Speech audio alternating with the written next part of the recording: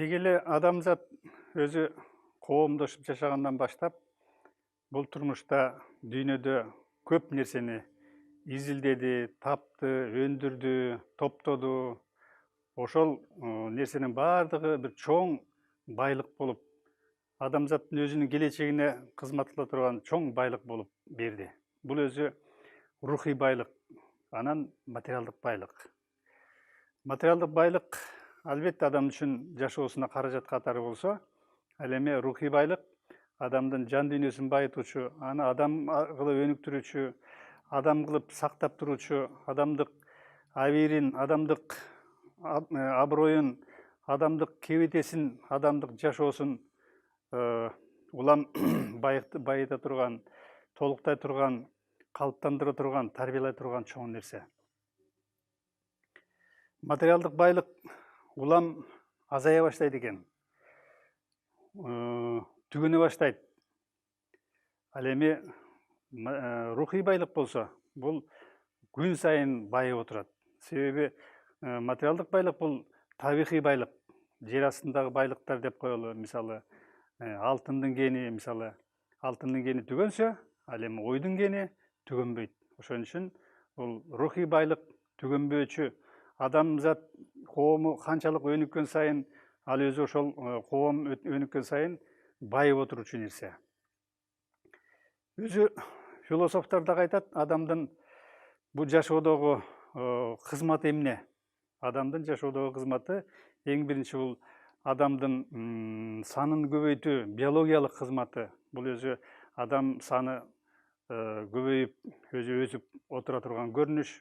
Ал эми экинчи бул адамзат цивилизациясын, техникалык цивилизацияны өнүктүрүүгө салым кошуу. Үчүнчү болсо, бул эң негизги кызматы бул адамдын коомун, анын рухий байлыктарын, нарктарын, салттарын сактап өнүктүрүп туруу. Мына ушул үч нерсе бул чоң нерсе.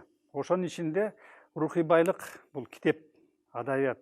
Адабият деген кайдан келип чыкты? Бул өзү бүгүнкүчө алганда адабият бул адап деген араб сөзүнөн деп түшүнөбүз да. Адап деген сөз эмне бул? Бул жазуу дегенди билдирет. Эмнени жазышкан адамзат?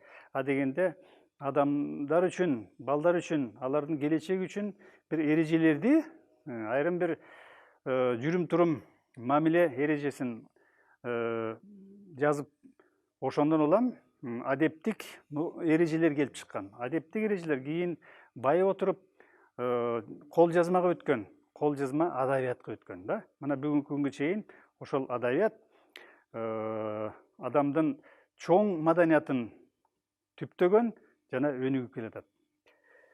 Бул байлык, бул рухий байлык адамдын маданиятындагы, жогоруда айткандай, бул эң негизги көрүнүш, бул китеп маданияты дегенди түшүндүрөт да. Бүгүнкү күндө китеп маданияты биздин күндө кичине солгундап бараткандыгы бул өкүндүрөт. Анткени биз СССР тушунда жашаганда, эгерде балдар үчүн жыл сайын 70 наамдагы китеп чыкса, же болбосо жалпы жонунан ушул өспүрүмдөр жана балдар үчүн 50 миллионго жакын нускадагы китеп чыгып отурса, бүгүнкү күндө миллион эмес, ошонун тамчысындай дагы китеп чыкпай отурат.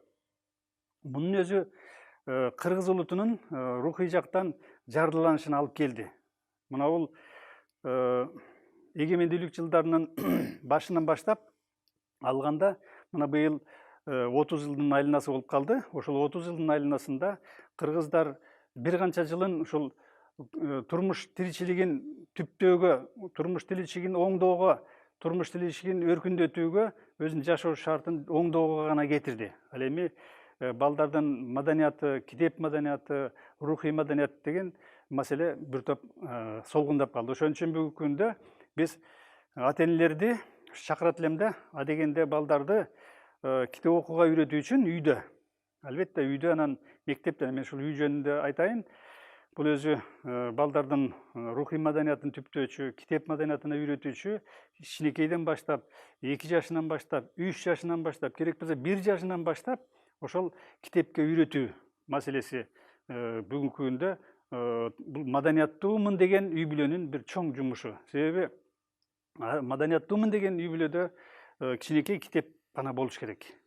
Китепкана бул өзү кесибине жараша биздин рухий казынабыз болгон Манасыбыздан баштап, Айтматовдон баштап, кыргыз классикасынан баштап, дүйнөлүк классикадан баштап, тарыхыбыздан баштап, эң негизги улуттук маанилүү бир баягы фольклорубуздан баштап, макаллакабыздан баштап ушундай китептер болуш керек. Ошол китептер менен балдарды китеп чөйрөсүндө тарбиялаш керек. Жанагы уяда жатканда учканда эмнени ошонолот дегендей, ошол ата эне китеп окуса, китеп менен сүйлөшсө, ошо менен балдарга китеп белек кылса, туулган күнүндө, майрамдарда, кичинекей 2 жаш бала, 1 жаш бала, 3 жаш бала, ушу мен ата энемден китеп алдым, китеп белекке берди, могу менин китебим, мынау деп анан баягы китепти ичиндеги сүрөттөрүн көрүп, ата энелери менен аңгемелешип, мына ошол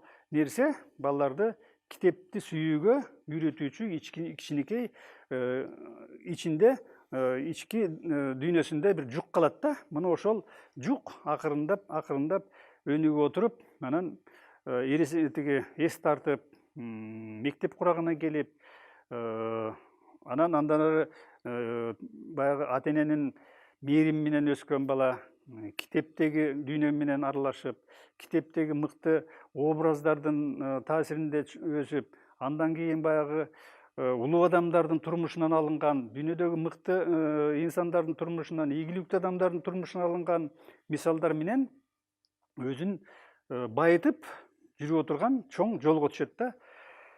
Ошон үчүн мына ар бир кыргыз баласы китеп окуса, ар бир кыргыз ата энеси китеп окуса, анда аны көрүп ата энесин көрүп бала окуйт, баланы көрүп башка окуйт. Эгерде ар бир кыргыз баласы китеп окуса, анда бүт кыргыз баласы китеп окуйт. Ар бир кыргыз ата энеси китеп окуса, анда бүт кыргыз ата энеси китеп окуйт. Бул өзү кыргызды интеллектуалдык жактан, адептик, рухий жактан байытуучу чоң нерсеге алып келет да. Мына бүгүнкү күндө кыргыздар, мына биздин өзүбүздүн кыргыздар ушул баягы кыйынчылык мезгилден кичине чыгып, азыр баягы келечегине үмүттүү карап, балдарыбыз кандай болуп чоңоер экен, балдарыбыз бир адам болуп, баягы өзүнүн турмушун оңдоп кете турган, жакшы жолго түшүп кете турган болор бекен деп эңсеп, үмүттөнүп, азыр мына мектептен мектеп тандап, мугалимден мугалим тандап, китептен китеп тандап турган кезде, ошон үчүн бүгүнкү күндө ушул нерсе бизге өткөөл бир мезгилге алып келди.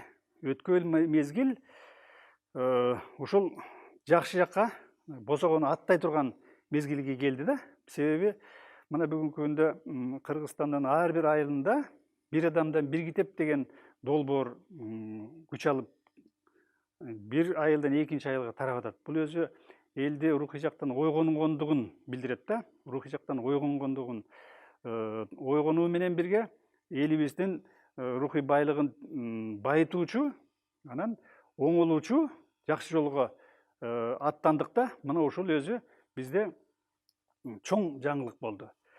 Мен айтайын дегеним, албетте адам өзүнүн турмушун өзү оңдош керек. Ар бир адам өзүнүн турмушун оңдосо, анда бүткүл адам өзүнүн турмушун оңдойт. Албетте мамлекетти карап турбашыбыз керек. А бирок мамлекет өзүнүн келечегиндеги адамдар, адам ресурсу кандай болушу керек десе, анда ошол кандай керек боло турган баланы мамлекет өзү мектепте тарбиялап алыш керек, калыптандырып алыш керек.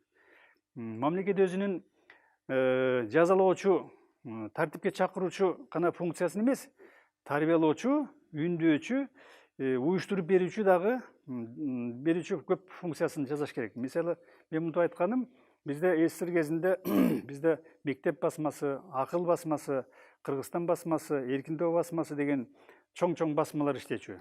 Ошондо миллиондогон тираждагы китептер чыкчу. Же болбосо, мисалы, эң мыкты суроо менен талап кылган китептер 100 000 деп тираж чыкчу. Ошо 100 000 тираждагы 2 айда талап жок болуп кетчү. Бүгүнкү күндө 30 жылдын ичинде биз баягы бир жылда 70 китеп чыгарсак наамдагы, бүгүнкү күндө 10 жылда дагы бир 70 мыкты китеп чыгара алган жокпуз да. Ошон үчүн мамлекет, өкмөт ушул балдар үчүн керектүү мыкты китептерди чыгаруучу, сүрөттүү китептерди чыгаруучу өзүнчө мамлекеттик басма керек да. Мына ошого мамлекет өзү каржылаган, ошондо сабаттуу редакторлор, сабаттуу адамдар иштеген, сабаттуу уюштуруучулар иштеген мыкты адамдар болсо, ошондо бизден ошондой мыкты китептер чыкса, рухий маданиятыбыз мындан дагы алгалап, мындан дагы жакшылап, келечегибизге жакшы бир кадам койгон балдарды тарбиялайбыз деген бир үмүт бар да.